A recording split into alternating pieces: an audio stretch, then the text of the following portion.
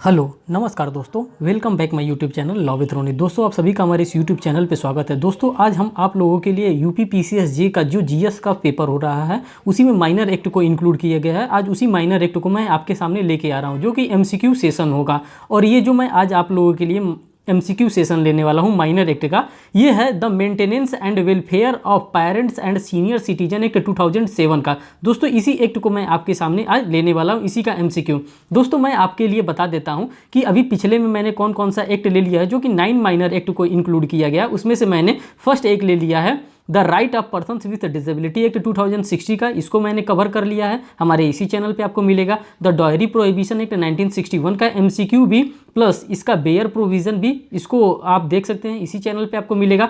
फिर नेक्स्ट बात करते हैं the protection of women from domestic violence act 2005 का एक्ट, इसको भी मैंने एमसीक्यू भी करा दिया है और साथ साथ डिटेल वीडियो भी मैंने इस पर बनाया है, अगर आप चाहें तो उसको भी देख सकते हैं। फिर नेक्स्ट जो मैंने कराया है the pre conception and pre natal diagnostic technique prohibition of sex selection act 1984 का, इसको भी मैंने इसी चैनल पे करा दिया है। इसका भी एमसीक्यू भी मैंने कराया है और इसका डिटेल वीडियो भी मैंने बनाया है पीसीपीएनडीटी एक्ट का। फिर मैंने करा दिया है the protection of child from sexual offences act 2012। इन सभी एक्ट को दोस्तों मैंने अपने इसी यूट्यूब चैनल पे कराया है। अगर आपको लगता है कि आपको ये देखना चाहिए, आपके पीसीएस जे के एग्जामिनेशन के लिए इंपॉर्टेंट है, तो आप उसको देख सकते हैं। और साथ साथ में जूरिस्प्रूडेंस के भी मैंने कई सेशन लिए हैं, उसको भी आप देख सकते हैं। तो दोस्तों बिना देर किए हम इसको स्टार्ट करने वाले हैं।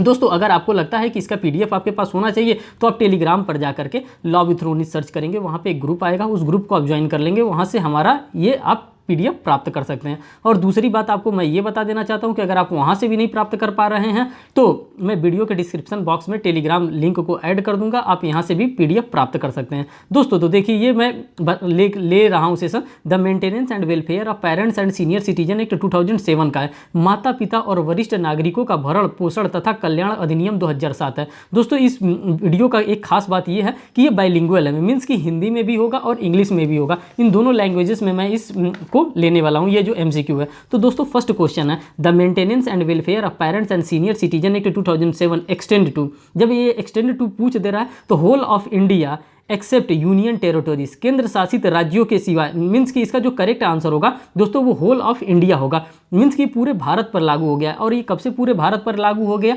जब से J&K रीऑर्गेनाइजेशन एक्ट हमारे देश में पास हो गया, उसके बाद से जितने भी कानून हैं सभी पूरे के होल ऑफ इंडिया पे लागू हो गए। तो आपको ये बात लर्न करके रखना पड़ेगा कि ये कहाँ पे लागू होता है। जो माता पिता और वरिष्ठ नागरिकों का भरण पोषण कल्याण अधिनियम 2007, ये पूरे संपूर्ण भारत पर लागू होता है। दोस्तों बात करते हैं क्वेश्चन नंबर सेकेंड की।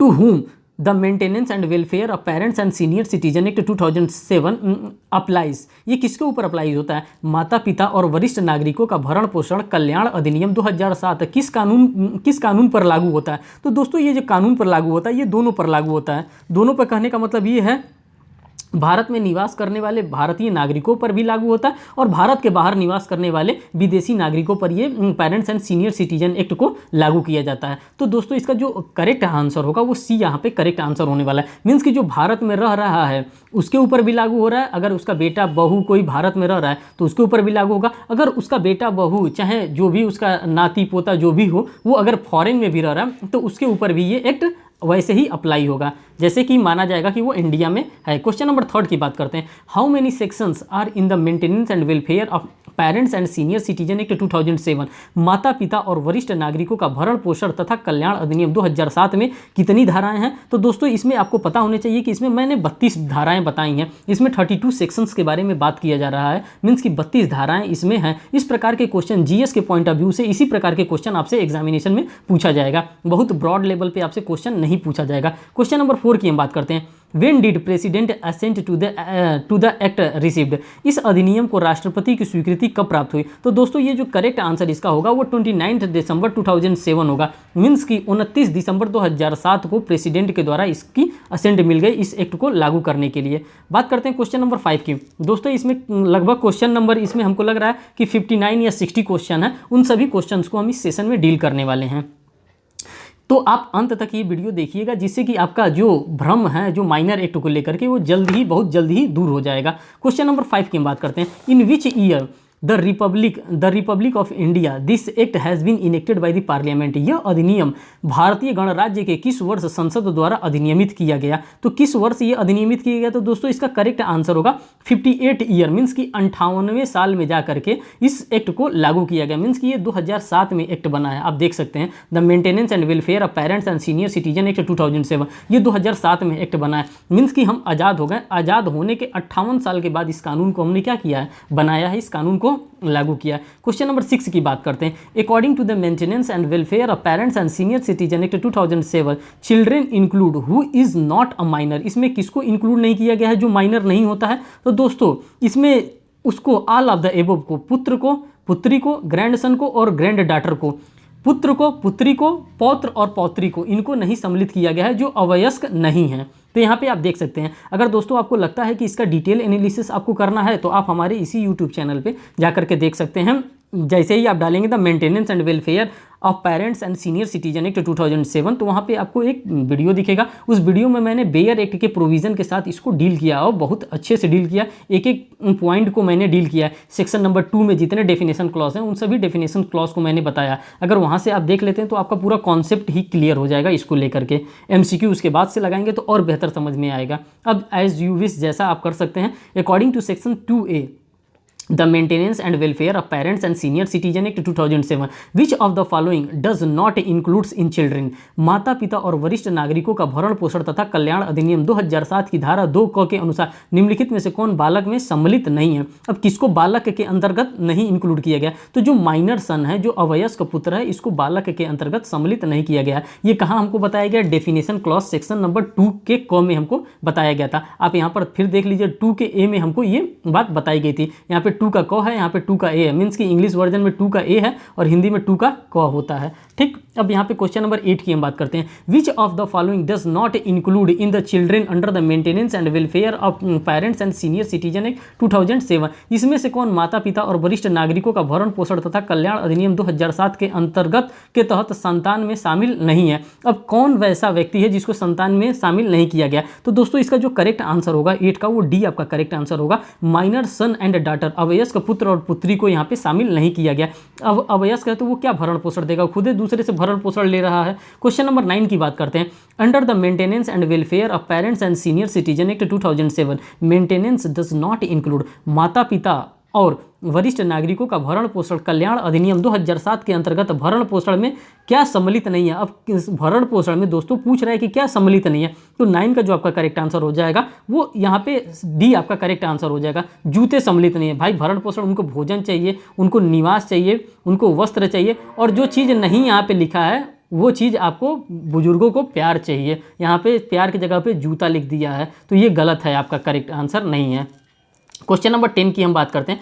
Who is considered a minor under the maintenance and welfare of parents and senior citizen act 2007, माता पिता और वरिष्ठ नागरिकों का भरण पोषण तथा कल्याण अधिनियम 2007 में अवयस्क किसे माना गया है? तो अब यहाँ पे पूछ रहा है अवयस्क किसे माना गया, तो इसका करेक्ट आंसर दोस्तों ए होगा। Who has not attend the age of a majority under the Indian majority act 1875, 9 of 1875, जो भारतीय वयस्कता अधिनियम 1875 का एक्ट नंबर 9 के उपबंध के अधीन वयस्कता की आयु प्राप्त नहीं किया गया समझा जाएगा, उसी को अवयस्क व्यक्ति माना जाएगा। ठीक, अंडर मेजोरिटी एक्ट में आप वहाँ पे डील कर रहा है। क्वेश्चन नंबर 11 की बात कर रहे हैं दोस्तों। यहाँ पे मैं डिटेल में इसलिए नहीं जा रहा हूँ क्योंकि आप भी अब रिवीजन के पॉइंट ऑफ व्यू से इसको पढ़ रहे हैं, और मैं उम्मीद करता हूँ कि आपने कभी ना कभी ये एक्ट जरूर पढ़ा होगा, the maintenance and welfare of parents and senior citizen act 2007। इसको एक बार पढ़ लेंगे आप, उसके बाद से MCQ सॉल्व करेंगे तो आपका जो लेवल होगा अंडरस्टैंडिंग का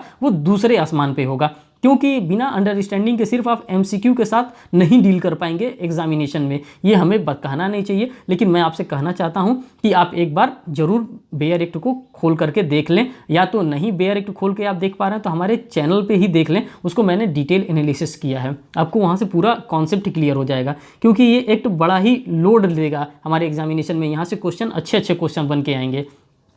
क्वेश्चन नंबर 11 की बात करते हैं। In the maintenance and welfare of parents and senior citizen act 2007 in apparent dot step father और स्टेप मदर, माता पिता और वरिष्ठ नागरिकों का भरण पोषण तथा कल्याण अधिनियम 2007 में माता पिता में डॉट सौतेला पिता या सौतेली माता, क्या इनको भी इंक्लूड किया गया है? जी, शामिल इनको भी किया गया, इनको भी इंक्लूड किया है। माता पिता में इंक्लूड है सौतेले पिता और सौतेली माता। तो जब आप बेयर प्रोविजन के साथ पढ़ेंगे तो और आपका लेवल जो होगा वो और क्लियर हो जाएगा।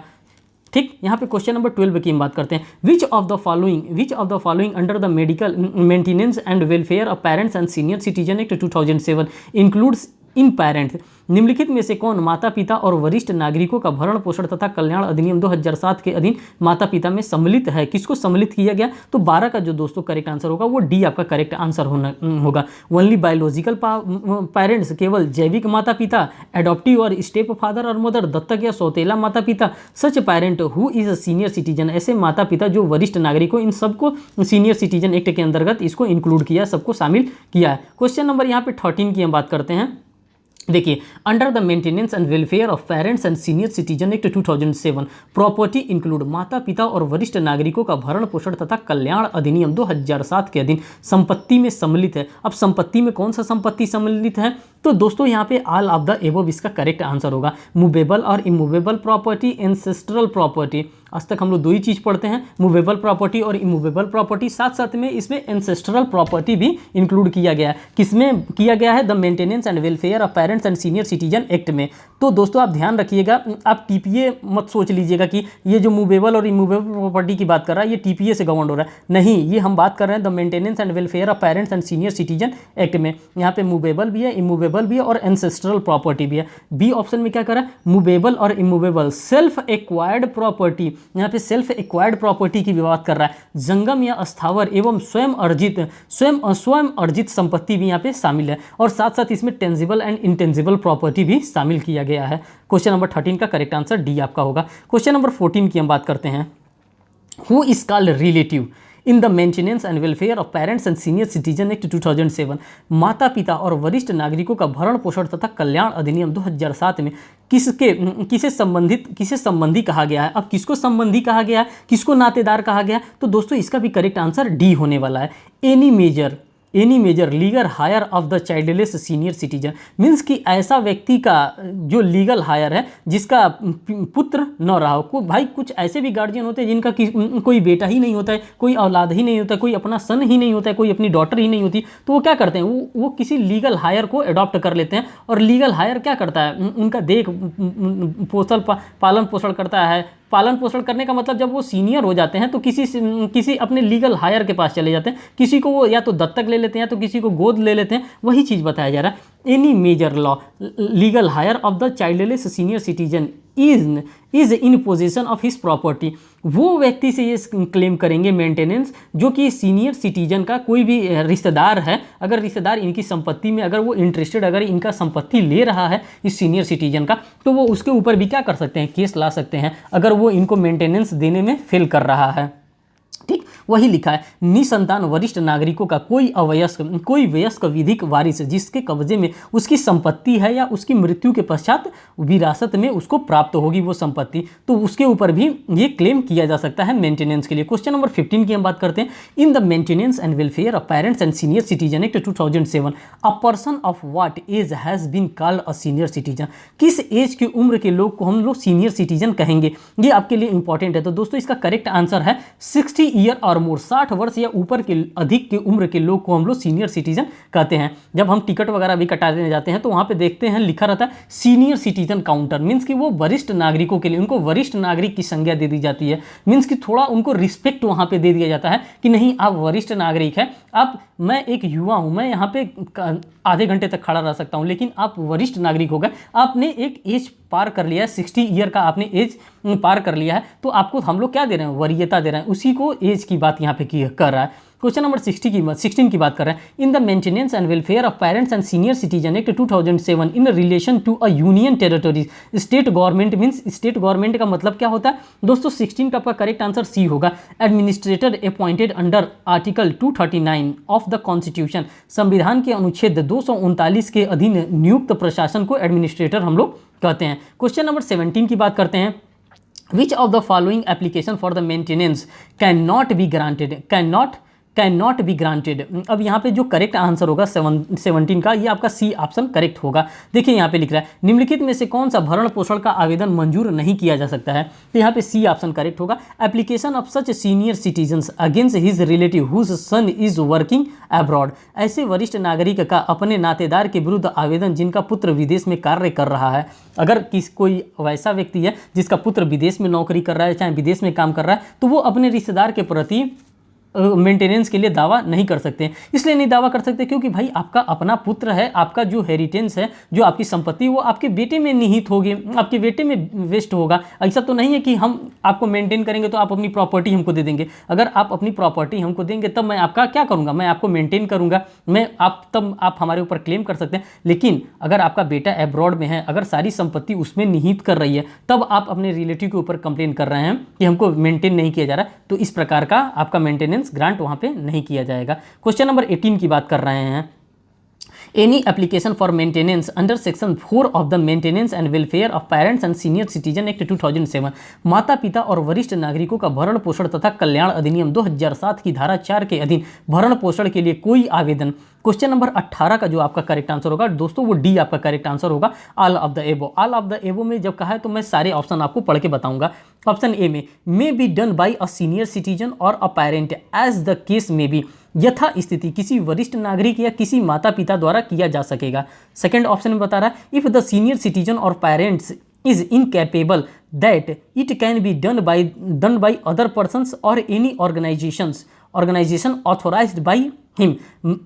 Maintenance means ordinary live expenses. यहाँ पे हिंदी में इसका एक्सप्लेनेशन दिया, यदि वरिष्ठ नागरिक या माता पिता अशक्त है तो उनके द्वारा प्राधिकृत किसी अन्य व्यक्ति या किसी संगठन द्वारा किया जा सकेगा। भरण पोषण का से तात्पर्य साधारण जीवन व्यतीत करने से है। और थर्ड बात कर रहा है ट्राइब्यूनल में टेक स्यू मोटो कॉग्निजेंस, अधिकरण स्वयं प्रेरणा से संज्ञान ले सकेगा। उपरोक्त ऑल ऑफ द एबो यहाँ पे करेक्ट है अकॉर्डिंग टू सेक्शन नंबर 4। दोस्तों मैं डिटेल वीडियो की बात कर रहा हूँ इसकी maintenance and senior citizen act की, आप उसमें मैं सेक्शन वाइज आपको वहाँ पे मैंने डील किया है। अब जब देखेंगे तो सेक्शन से भी क्वेश्चन एग्जामिनेशन में पूछा जा रहा है, तो सेक्शन अगर आपको देखना, अगर सेक्शन पे कमांड थोड़ा सा बना के रखना तो आप उसको देखना जरूरी होगा, क्योंकि सेक्शन इस तरह से MCQ में जल्दी लर्न नहीं होगा।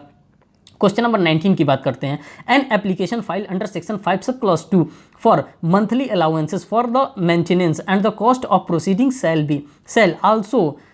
shall as for a possible be disposed of from the date of service of notice from the application of such persons from the order to giving interim maintenance monthly। भरण पोषण के लिए और कार्यवाही के खर्चे के लिए मासिक भत्ते हेतु धारा 5 सब क्लास 2 के अधीन फाइल किए गए किसी आवेदन का यथासंभव ऐसे व्यक्ति को आवेदन की सूचना की तामील की तारीख से निरस्त किया जाएगा अंतरिम भरण पोषण मानसिक दे के आदेश से। अब इसका जो ऑप्शन दिया है क्वेश्चन नंबर 19 का, अब ऑप्शन देख लीजिए। ऑप्शन में क्वेश्चन नंबर 19 के ऑप्शन में दिया है, ऑप्शन दिया, इसमें जो करेक्ट आंसर होगा दोस्तों ये डी वाला ऑप्शन करेक्ट होगा। विद इन 90 डे, 90 दिन के भीतर यहाँ पे वो प्रोवाइड करना होगा जब वो एप्लीकेशन लगाते हैं। क्वेश्चन नंबर 20 की बात करते हैं। In exceptional circumstances the tribunal may extend the period of disposal of an application file under section 5 sub clause 2 for the monthly allowances and expenses of the proceeding once not more than. असाधारण परिस्थिति में अधिकरण भरण पोषण के लिए और कार्यवाही के खर्चे के लिए मासिक भत्ते हेतु धारा 5 सब क्लास 2 के अधीन फाइल किए गए किसी आवेदन के निपटारे की अवधि को एक बार अधिकतम बढ़ा सकता है। कितना बढ़ा सकता है? 20 का आपका करेक्ट आंसर ए होगा, अप टू 30 डे, 30 दिनों तक ये बढ़ाया जा सकता है। यहाँ पे यही प्रोविजन के बारे में बताया जा रहा है। क्वेश्चन नंबर 21 की हम बात करते हैं। The proceeding under section 5 of the maintenance and welfare of parents and senior citizen act 2007 may be taken against any children और रिलेटिव इन दैट डिस्ट्रिक्ट की बात कर रहा है। और हिंदी में देखिए, माता पिता और वरिष्ठ नागरिकों का भरण पोषण तथा कल्याण अधिनियम 2007 की धारा 5 के अधीन बालकों या नातेदारों के विरुद्ध उस जिले में कार्यवाही शुरू की जा सकती है। 21 का जो करेक्ट आंसर होगा वो डी होगा, ऑल ऑफ द एबव होगा। ऑल ऑफ द एबव में ए, वेयर ही रिसाइड्स और लास्ट रिसाइड, जहां वह निवास करता है या अंतिम बार निवास किया है। बी में देखिए वेयर चिल्ड्रेन और रिलेटिव रिसाइड, जहां बालक या नातेदार निवास करता है। सी में वेयर चिल्ड्रेन और रिलेटिव रिसाइड, जहां संतान या संबंधी निवास करता हो। ऑल ऑफ द एबव इसका करेक्ट आंसर होगा। क्वेश्चन नंबर 22 की हम बात करते हैं। The tribunal shall have the power ... as provided under CRPC 1973 to secure that attendance of the children और रिलेटिव की बात कर रहा है। बालकों या नातेदारों की उपस्थिति सुनिश्चित करने के लिए अधिकरण को दंड प्रक्रिया संहिता 1973 के अधीन यथा उपबंधित ... की शक्तियां होंगी। अब ये किसके पास ये शक्तियां होंगी? तो इसका जो करेक्ट आंसर होगा वो बी के पास होगा, मीन्स की फर्स्ट क्लासेस जुडिशियल मजिस्ट्रेट के पास होगा। प्रथम श्रेणी न्यायिक मजिस्ट्रेट के पास ये शक्तियां होंगी, जो शक्तियों की बात कर रहा है CRPC के अकॉर्डिंग 1973 में। बात करते हैं क्वेश्चन नंबर 23 की।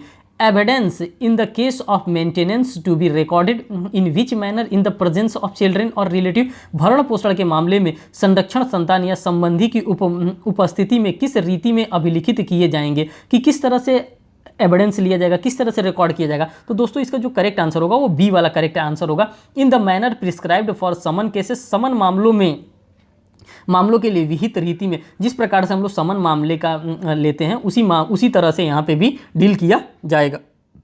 क्वेश्चन नंबर 24 की हम बात करते हैं।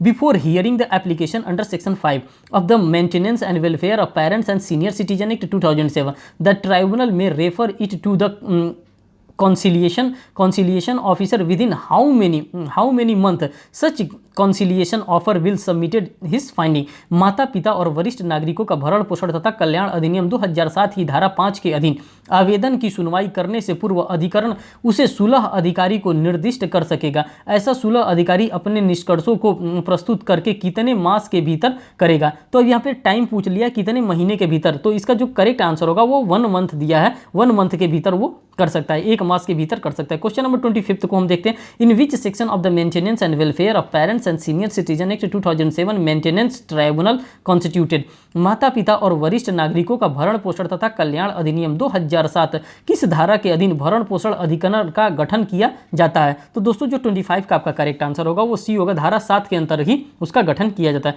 क्वेश्चन नंबर 26 की बात करते हैं। Who shall constitute the maintenance tribunal, भरण पोषण अधिकरण का गठन किसके द्वारा किया जाता है। तो दोस्तों ये स्टेट गवर्नमेंट के द्वारा भरण पोषण का ट्रिब्यूनल का गठन किया जाता है। ठीक, बात करते हैं क्वेश्चन नंबर 27 की। For whom the maintenance tribunal will be constituted, भरण पोषण अधिनियम का गठन किसके लिए किया जाएगा। तो 27 का जो दोस्तों आपका करेक्ट आंसर होगा वो बी होगा। फॉर ईच सब डिवीजन, प्रत्येक उपखंड के लिए एक मेंटेनेंस का ट्रिब्यूनल गठन किया जाएगा, अधिकरण का गठन किया जाएगा। क्वेश्चन नंबर 28 की हम बात करते हैं। 28 वाले में क्या दिया है देखिए। Who will be the chairman of the maintenance tribunal, maintenance tribunal का चेयरमैन कौन होगा। तो दोस्तों यहाँ पे क्वेश्चन नंबर 28 की बात कर रहा है। 28 में देखिए भरण पोषण अधिकरण का अध्यक्ष कौन होगा। तो यहाँ पे डी इसका करेक्ट आंसर होगा, 28 का डी वाला। And officer not below the rank of sub divisional officer, उपखंड अधिकारी से अन्यून की पंक्ति का अधिकारी यहाँ पे नहीं होना चाहिए। ठीक, बात करते हैं क्वेश्चन नंबर 29 की। 29 में बात कर रहा है। The Maintenance Tribunal constituted under the Maintenance and Welfare of Parents and Senior Citizen Act 2007 will be heard by, किसके द्वारा heard किया जाएगा। माता पिता और वरिष्ठ नागरिकों, जो माता पिता हैं और वरिष्ठ नागरिकों का भरण पोषण तथा कल्याण अधिनियम 2007 के तहत गठित भरण पोषण अधिनियम की अध्यक्षता जिसके द्वारा की जाएगी। अब किसके द्वारा ये की जाएगी। तो 29 का आपका करेक्ट आंसर होगा B, officer not below the rank of sub divisional, उपखंड अधिकारी से अन्यून पंक्ति के अधिकारी के द्वारा ये नहीं किया जाएगा, इसी रैंक का ऑफिसर होना चाहिए। क्वेश्चन नंबर 30 की बात करते हैं। According to section 7 of the maintenance and welfare of parents and senior citizen act 2007 the presiding officer of the tribunal will be, माता पिता और वरिष्ठ नागरिकों का भरण पोषण तथा कल्याण अधिनियम 2007 की धारा 7 के अनुसार अधिकरण का पीठासीन अधिकारी होगा। तो दोस्तों जो 30 का आपका करेक्ट आंसर होगा वो ए आपका करेक्ट आंसर होगा। Officer not below the rank of sub divisional officer of state, राज्य के उपखंड अधिकारी के अन्यून पंक्ति का अधिकारी के बारे में यहाँ पे बात कर रहा है, उससे नीचे का अधिकारी नहीं होना चाहिए। क्वेश्चन नंबर 31 की बात कर रहा है। Under section 9 sub clause 2 of the maintenance and welfare of parents and senior citizen act 2007 how many rupees per month maximum maintenance allowance prescribed, माता पिता और वरिष्ठ नागरिकों का भरण पोषण कल्याण अधिनियम 2007 की धारा 9 सब क्लॉज 2 के अधीन माता पिता को भरण पोषण के रुपए में मीन्स कि माता पिता को अधिकतम भरण पोषण भत्ता कितना रुपए मासिक दिया जा सकता है। जो 31 का आपका करेक्ट आंसर होगा वो डी वाला होगा। 10,000 रुपये मीन्स उनको 10,000 रुपये तक का उनको महीना दिया जा सकता है। किस लिए? उनको मेंटेन करने के लिए 10,000 रुपये महीना का दिया जा सकता है। कहाँ बताया गया? सेक्शन 9 के सब क्लॉज 2 में बताया गया। हमसे क्लॉज नहीं पूछेगा लेकिन सेक्शन पूछ सकता है। क्वेश्चन नंबर 32 की बात करते हैं। Under the maintenance and welfare of parents and senior citizen act 2007 how much maximum maintenance allowance will be determined by the tribunal. माता पिता और वरिष्ठ नागरिकों का भरण पोषण तथा कल्याण अधिनियम 2007 के अंतर्गत अधिकरण द्वारा अधिकतम कितना भरण पोषण तथा भत्ता निर्धारण किया जाएगा। तो 32 का जो दोस्तों आपका करेक्ट आंसर है वो ए वाला आपका करेक्ट आंसर है। 10,000 रुपीज़ की बात कर रहा है। अभी ऊपर भी आपने यही देखा है। क्वेश्चन नंबर 33 की बात करते हैं। According to the provision of section 9 sub clause 2 of the maintenance and welfare of parents and senior citizen act 2007 what is the maximum amount that can be given as maintenance allowances. धारा 9 sub clause 2 माता पिता और वरिष्ठ नागरिकों का भरण पोषण तथा कल्याण अधिनियम 2007 के प्रावधान के अनुसार अधिकतम कितनी राशि भरण पोषण भत्ते के रूप में दिलाई जा सकती है। तो जो 33 का आपका करेक्ट आंसर होगा वो बी होगा। 10,000 रुपीज़ पर मंथ दिलाया जा सकता है। दोस्तों क्वेश्चन का नेचर बदला है। क्वेश्चन एक ही है, सेक्शन 9 सब क्लॉज 2 से ही पूछा जा रहा है लेकिन क्वेश्चन को घुमा घुमा के पूछा जा रहा है, इसीलिए यहाँ पे क्वेश्चन ये बार बार बन रहा है। क्वेश्चन नंबर 34 की बात कर रहा है।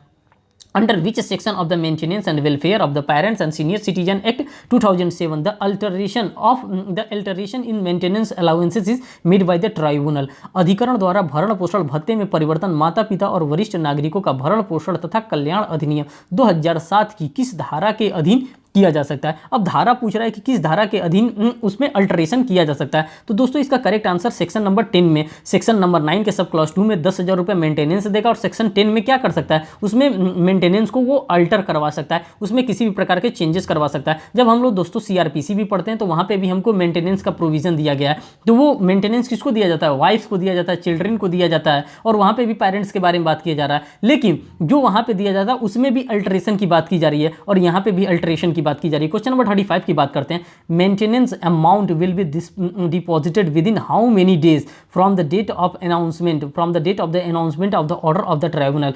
भरण पोषण के विकल्प भरण पोषण की रकम अधिकरण द्वारा आदेश सुनाए जाने की तारीख से कितनों दिनों के भीतर जमा की जाएगी। तो 35 का जो आपका करेक्ट आंसर होगा वो दोस्तों सी होगा। 30 दिन के भीतर आपको मेंटेनेंस यहाँ पे देना पड़ेगा अगर कोर्ट ट्राइब्यूनल ने कह दिया। तो क्वेश्चन नंबर 36 की बात करते हैं। क्वेश्चन नंबर 36 में क्या कह रहा है? Under the Maintenance and Welfare of Senior Citizen Act 2007, it is necessary to pay order amount within how many times। माता पिता और वरिष्ठ नागरिकों का भरण पोषण तथा कल्याण अधिनियम 2007 के अधीन कोई आदेश किए जाने के कितने दिनों के भीतर आदेशिका रकम का संदाय करना आवश्यक होता है। तो दोस्तों जो 36 का आपका करेक्ट आंसर होगा वो सी वाला आपका करेक्ट आंसर होगा। यहाँ पे सी मीन्स की 30 डेज का प्रोविजन दिया। यहाँ पे नेक्स्ट क्वेश्चन देखते हैं। क्वेश्चन नंबर 37 की हम बात करते हैं। क्वेश्चन नंबर 37 में देखिए क्या दिया है। Under section 14 of the maintenance and welfare of parents and senior citizen act 2007 at what rate simple interest is to be paid if the claim is allowed. माता पिता और वरिष्ठ नागरिकों की भरण पोषण तथा कल्याण अधिनियम 2007 की धारा 14 में दावा अनुज्ञात किया जाने पर किस दर से साधारण ब्याज की दर से अधिनिर्णित किए जाने का प्रावधान किया गया। तो दोस्तों 37 का जो आपका करेक्ट आंसर है वो ए वाला है। यहाँ पे 5% से लेकर के 18% तक का आपसे साधारण ब्याज लिया जा सकता है। ये बात यहाँ पे लिखा हुआ है। जब आप सेक्शन नंबर 14 आप खोलेंगे तो वहाँ पे आपको दिख जाएगा। क्वेश्चन नंबर 38 की बात करते हैं। To whom appeal shall lie against the order of the maintenance officer. भरण पोषण अधिकारी के आदेश के विरुद्ध अपील किसके समक्ष की जाएगी। तो 38 का जो दोस्तों आपका करेक्ट आंसर होगा वो डी होगा। अपीलेट ट्रिब्यूनल के समक्ष वो अपील किया जा सकता है।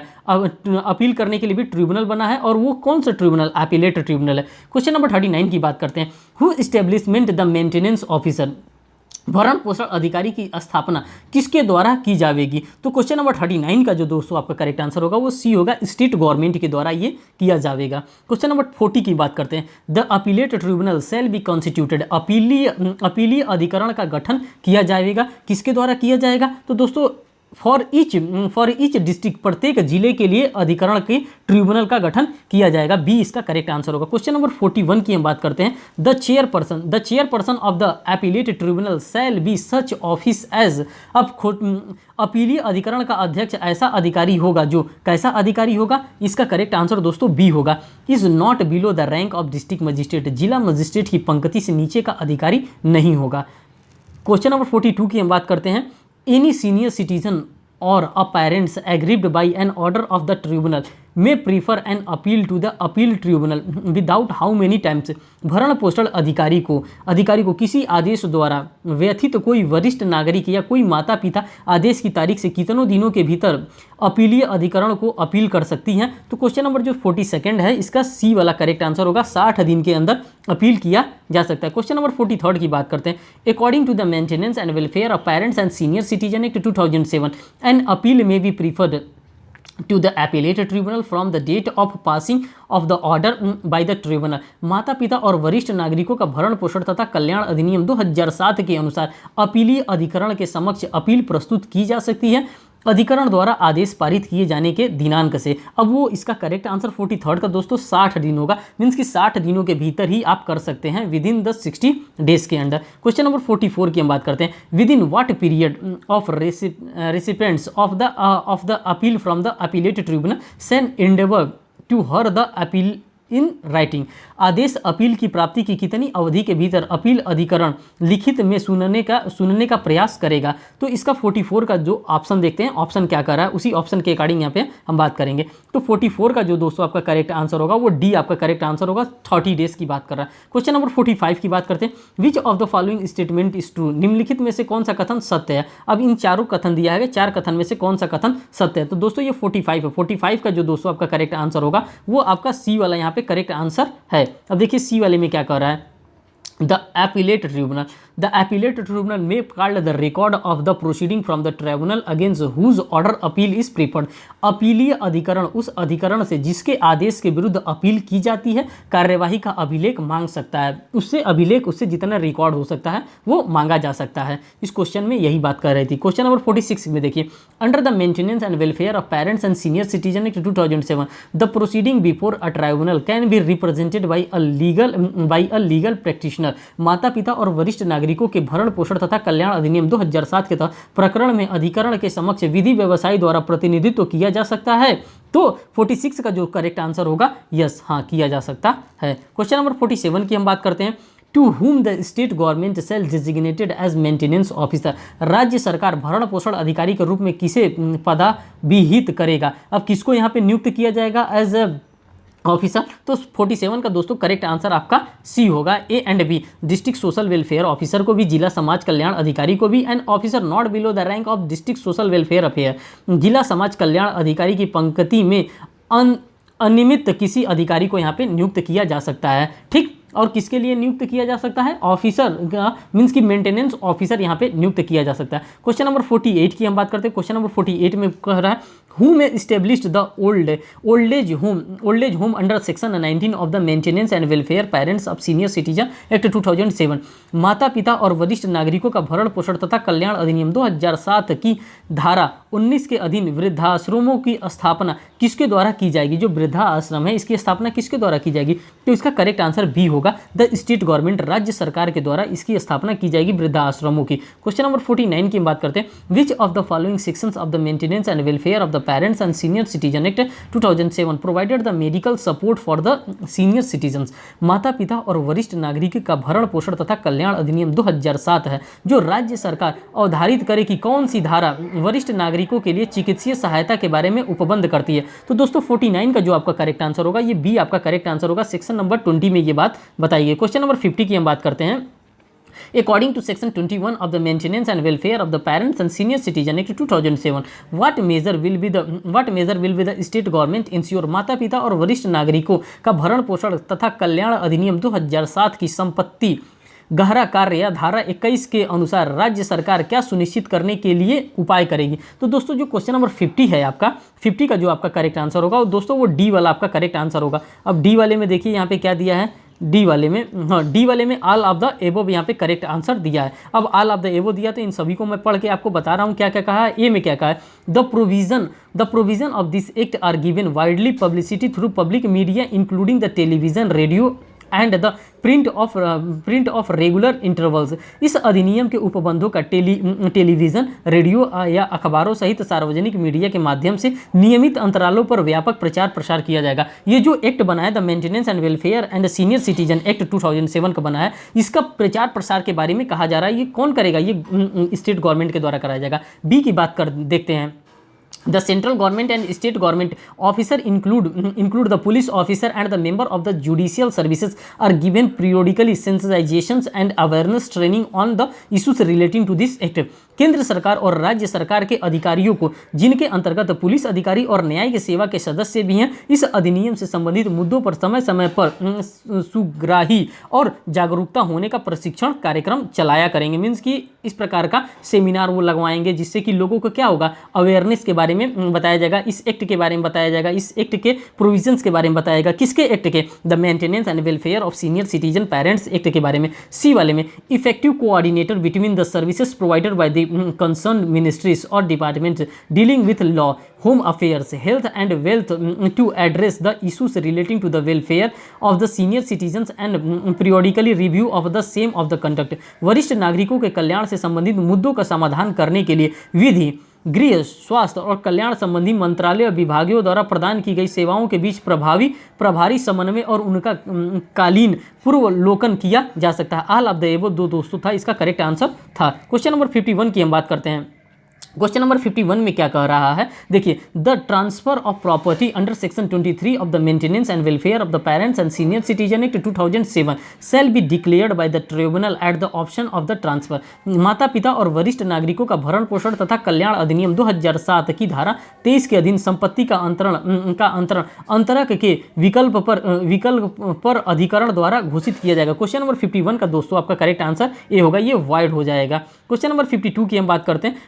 Whoever having the care and protection of the senior citizen leaves such citizen in any place within the intention of completely abandoning such senior citizens shall be punished. जो कोई जिसके पास वरिष्ठ नागरिक की देखरेख या सुरक्षा है, ऐसे वरिष्ठ नागरिकों को किसी स्थान से ऐसे वरिष्ठ नागरिकों का पूर्णतः परित्याग करने के आशय से छोड़ जाता है, उसे दंडनीत किया जाएगा। किस प्रकार से दंडनीत किया जाएगा, तो 52 का आपका करेक्ट आंसर बी है। With the imprisonment for a term of 3 year और फाइन अप टू 5000 रुपीज़, 3 मास तक के कारावास से या 5000 रुपये तक के जुर्माने से इनको पनिशेबल किया जाएगा। क्वेश्चन नंबर 53 की बात करते हैं। Every offences under section 25 of the maintenance and welfare of senior citizen act 2007 माता पिता और वरिष्ठ नागरिकों का भरण पोषण तथा कल्याण अधिनियम 2007 की धारा 25 के अधीन प्रत्येक अपराध किस प्रकार का होगा। जो ये क्वेश्चन नंबर 53 की बात कर रहा, इसका करेक्ट आंसर दोस्तों डी होगा। डी वाले में कॉग्निजेबल एंड बेलेबल मामला, जो भी इसमें मामला फॉल करेगा वो कॉग्निजेबल होगा और साथ साथ बेलेबल मामला होगा, नॉन बेलेबल नहीं होगा, बेलेबल होगा। क्वेश्चन नंबर 54 की बात करते हैं। Any officer under section 25 of the maintenance and welfare of parents and senior citizen act 2007 by a magistrate, माता पिता और वरिष्ठ नागरिकों का भरण पोषण तथा कल्याण अधिनियम 2007 की धारा 25 के अधीन किसी अपराध का किसी मजिस्ट्रेट द्वारा क्या किया जाएगा। क्वेश्चन नंबर 54 का करेक्ट आंसर दोस्तों होगा बी होगा। Summary trial to be held, संक्षिप्त विचारण किया जाएगा, इसका जो होगा समरी ट्रायल किया जाएगा। क्वेश्चन नंबर 55 की बात करते हैं। Which of the following statement are true, निम्नलिखित में से कौन सा कथन सत्य है। तो दोस्तों 55 का जो आपका करेक्ट आंसर है वो डी है, इसमें से सभी के सभी करेक्ट हैं। एवरी ऑफिसर और staff appointed to exercise functioning under this act shall be deemed to be a public servant within the meaning of the section 21 of Indian penal code. इस अधिनियम के अधीन कृत्यों का प्रयोग करने के लिए नियुक्त किए गए प्रत्येक अधिकारी या कर्मचारी वृंद को भारतीय दंड संहिता की धारा 21 के अंतर्गत लोक सेवक समझा जाएगा। दोस्तों वहीं पे इंडियन पेनल कोड में सेक्शन नंबर 21 में पब्लिक सर्वेंट के बारे में डिफाइन किया गया, उसी का मीनिंग यहाँ पे लिया जा रहा है। इसका B option, jurisdiction of civil court are barred by the section 27 of the act, अधिनियम की धारा 27 द्वारा सिविल न्यायालय की अधिकारिता का वर्जन किया जाएगा। सी ऑप्शन देख रहे हैं। Action taken in good faith and protected by the section 28 of this act, अधिनियम की धारा 28 द्वारा सद्भावना पूर्वक की गई कार्यवाही को संक्षिप्तता प्रदान की जाएगी। All of the above, D इसका करेक्ट आंसर होगा। क्वेश्चन नंबर 56 की हम बात करते हैं। who can give the direction to the state government to carry out the provisions of the maintenance and welfare of parents and senior citizen act 2007 माता पिता और वरिष्ठ नागरिकों का भरण पोषण तथा कल्याण अधिनियम 2007 के उपबंधों का निष्पादन करने के बारे में किसी राज्य सरकार को निर्देश दे सकता है। अब निर्देश कौन दे सकता है? क्वेश्चन नंबर 56 का आप दोस्तों देखिए, यहाँ पे इसका ऑप्शन देखिए 56 का जो आपका करेक्ट आंसर होगा वो ए होगा, वो सेंट्रल गवर्नमेंट दे सकता है। क्वेश्चन नंबर 57 का देखते हैं यहाँ पे, who can order to remove the difficulties in giving effect to the provisions of the maintenance and welfare of parents and senior citizen act 2007 माता पिता और वरिष्ठ नागरिकों का भरण पोषण तथा कल्याण अधिनियम 2007 के प्रावधानों का प्रभावी करने में आई कठिनाइयों को दूर करने के लिए आदेश कौन दे सकता है? तो क्वेश्चन नंबर 57 का जो दोस्तों आपका करेक्ट आंसर होगा वो सी होगा, स्टेट गवर्नमेंट की बात करता है। क्वेश्चन नंबर 58 की बात करता है, who will to receive the monitor the progress of implementation of the provisions of the maintenance and welfare of parents and senior citizen act 2007 by the state government। राज्य सरकारों द्वारा माता पिता और वरिष्ठ नागरिकों का भरण पोषण तथा कल्याण अधिनियम 2007 के प्रावधानों के क्रियान्वयन की प्रगति के लिए पुनर्विलोकन का तथा अनुवीक्षण कौन कर सकता है? तो 58 का जो आपका करेक्ट आंसर होगा वो ए होगा, वो सेंट्रल गवर्नमेंट के द्वारा इस प्रकार का कदम उठाया जा सकता है, वही जांच कर सकता है। लास्ट हमारे पास क्वेश्चन आ रहा है, question number 59, who can make a rule for the carrying out of the provision of the maintenance and welfare of parents and senior citizen act 2007 माता पिता और वरिष्ठ नागरिकों का भरण पोषण तथा कल्याण अधिनियम 2007 के प्रयोजनों को कार्यान्वित करने के लिए नियम कौन बना सकता है? तो क्वेश्चन नंबर 59 का यहाँ पे करेक्ट आंसर बी होगा, स्टेट गवर्नमेंट के द्वारा रूल बनाया जा सकता है। दोस्तों आप देख सकते हैं कि यहाँ पे 59 क्वेश्चन तक था, उस सभी 59 क्वेश्चन को मैंने यहाँ पे डन कर दिया। दोस्तों इस सेशन में इतना ही, क्योंकि इतना ही इसमें क्वेश्चन था और इन सभी क्वेश्चन को मैंने एक साथ डील कर लिया। दोस्तों मैं आपको बताना चाहता हूं, अभी हाथों हाथ मैंने जूरिस्प्रूडेंस करवाया है, उसका भी वीडियो अपलोड किया हुआ है, आप उसको भी देख सकते हैं। और साथ साथ मैंने इंडियन पॉलिटी करवाया है, जिसमें सुप्रीम कोर्ट के बारे में मैंने डिटेल एनालिसिस किया है। सुप्रीम कोर्ट से रिलेटेड जितने भी क्वेश्चन बनते हैं उन सभी क्वेश्चन को मैंने डील किया है, और साथ साथ में राज्यसभा से रिलेटेड क्वेश्चन को डील किया है, लोकसभा से रिलेटेड डील क्वेश्चन किया है। इन सभी चीज़ों से रिलेटेड सभी क्वेश्चन को मैंने वहाँ पे पॉलिटी में डील किया है, जो कि हमारे दोनों एग्जामिनेशन में काम आएगा। जीएस के पेपर में भी काम आएगा और वो हमारे लॉ के भी पेपर में काम आएगा। लॉ के पेपर में काम आएगा जब हम कॉन्स्टिट्यूशन ऑफ इंडिया को वहाँ पे डील करेंगे, तो वहाँ पे हमें आर्टिकल बेस्ड क्वेश्चन पूछता जाता है, हमें reason and assertion based question पूछता है, वहाँ पे भी हमको काम करेगा। और पॉलिटी में तो पॉलिटी का पॉइंट जो मैंने आज बताया है आप भी उसको देख सकते हैं। देखने के बाद दोस्तों जरूर हमको कमेंट करके बताइएगा कि सेशन आपको कैसा लगा। और दोस्तों अगर आप हमारे चैनल पर नए हैं तो चैनल को जरूर सब्सक्राइब करें, वीडियो को लाइक करें और बेल बटन तो दबाना बिल्कुल ही ना भूलें, जिससे मैं कोई भी लेटेस्ट अपडेट लेकर के आता हूँ यूपी पीसीएस के रिगार्डिंग या छत्तीसगढ़ जुडिशरी अभी होने वाला है उसके रिगार्डिंग अगर मैं कोई भी अपडेट लेकर आता हूँ तो आपको आसानी से मिल सके। बहुत बहुत धन्यवाद दोस्तों वीडियो को वॉच करने के लिए, थैंक यू।